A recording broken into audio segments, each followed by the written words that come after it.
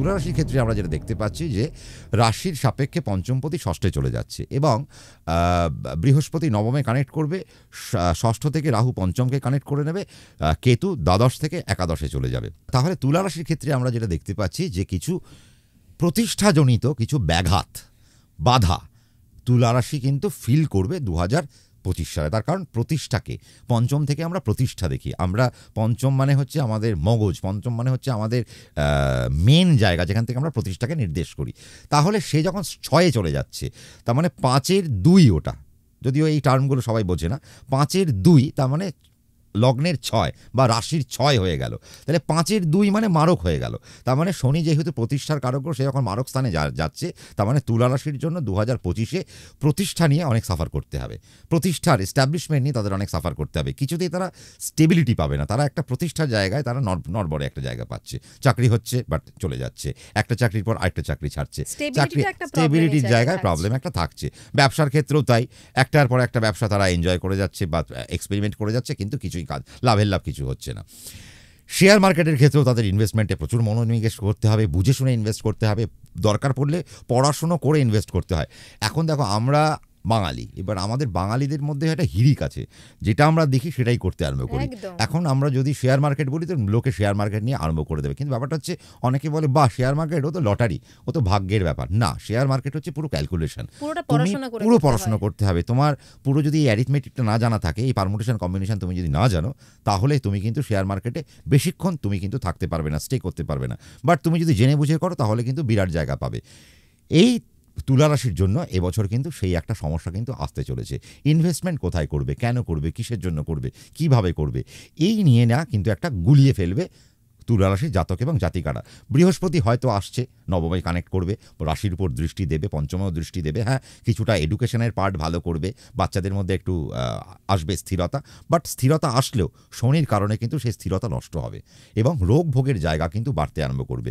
Mental যে negativity রয়েছে, সেই মেন্টাল নেগেটিভিটি আস্তে আস্তে বাড়তে আরম্ভ করবে। তো সেই জায়গাটায় মা বাবাদের একটু খেয়াল রাখতে হবে, নজর রাখতে হবে, যাতে বাচ্চার পড়াশোনাটা নষ্ট না হয়ে যায়। আর এই সময় বেশি তাড়াহুড়ো করা যাবে না। যারা যখন এই 2025-এ আমরা যদি তাড়াহুড়ো করি, তুলা রাশি যদি জাতক জাতিকা হই, তাহলে আমাদের মুখ থুবড়ে পড়তে হবে।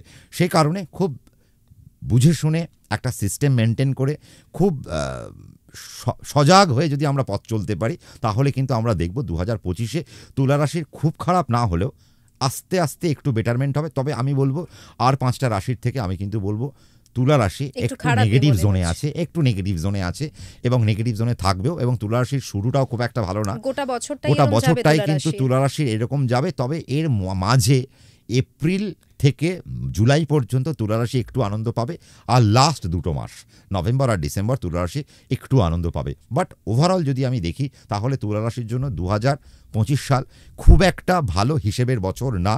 যারা যারা ভাবছেন যে হ্যাঁ আমি তুলা রাশি, তাহলে আমার কি হবে, তাহলে আমি বলবো প্যানিকড হয়ে লাভ নেই। তার কারণ আমি এখানে হয়তো খারাপ বললাম, বাট দেখা গেল যারা অনুষ্ঠানটা দেখছে তারা হয়তো দশা খুব ভালো, সে কিন্তু আমার এই কথায় তার সঙ্গে মিলবে না, সে কিন্তু অনেক বেটারমেন্ট নিয়ে বেরিয়ে যাবে।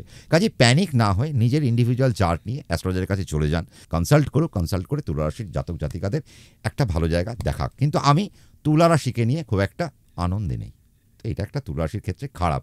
তো তুলা রাশির এইটুকুই আমি রাখবো, কারণ তুলা রাশিকে হতাশ করবো না, কারণ তুলা রাশি সম্পর্কে বেশি বললে মানুষ নেগেটিভ ভাববে।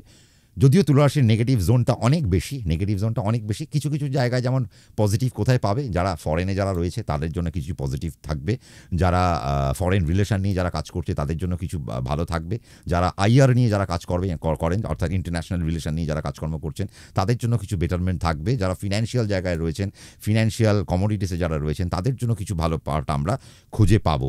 আর টু সাম এক্সটেন্ট সবথেকে বড় যেটা দেখবো যে সবথেকে বেশি খারাপ জায়গা হতে পারে পলিটিক্স, যারা পলিটিশিয়ান রয়েছেন তাদের জন্য কিন্তু বছরটা খুব একটা ভালো নয়। তবে হ্যাঁ, যদি কেউ অ্যাডমিনিস্ট্রেশনকে কানেক্ট করতে চাইছে, অনেকের ইউপিএসসি বা WBCS এর একটা চয়েস থাকে, এবং তোমার অনুষ্ঠান দিয়ে তুলা রাশি জাতক জাতিকারা ভাবছে যে সঙ্গীতাদি বলছে না যে আমাদের তুলা রাশি সরকারি চাকরি পাবো কি পাবো না, নিশ্চয়ই পাওয়ার একটা যোগ্যতা রয়েছে, কিন্তু সেটা শনি ট্রানজিট করবে ষষ্ঠভাবে, তারপর থেকে সরকারি চাকরির সুবিধাটা রয়েছে।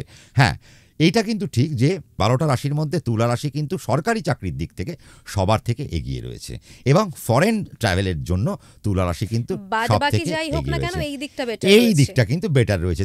কাজেই তুলা রাশি যদি মনে করে যে 2025-এ আমি গভর্নমেন্টের কিছু কানেকশন নেব, যদি জন্মছকে গভর্নমেন্টের যোগ থাকে, তার কারণ তোমার জন্মছকে ষষ্ঠ ভাব আর দশম ভাবের যদি কোনো কানেকশন না থাকে, তাহলে তুমি সরকারি চাকরি পেতে পারো না, অসম্ভব ব্যাপার। তাহলে সেই 6 আর 10-এর কানেকশন হয়েছে কিনা, যদি কানেকশন হয়, শনি ষষ্ঠে যাচ্ছে, বৃহস্পতি নবমে কানেক্ট করছে, তাহলে সরকারি চাকরির কিছু যোগ্যতা থাকছে বা পাওয়ার একটা জায়গা থাকছে। সেই জায়গায় জাতক জাতিকারা টেস্ট অ্যান্ড ভেরিফাই করেই নিতে পারে, কোনো সমস্যার কিছু নেই।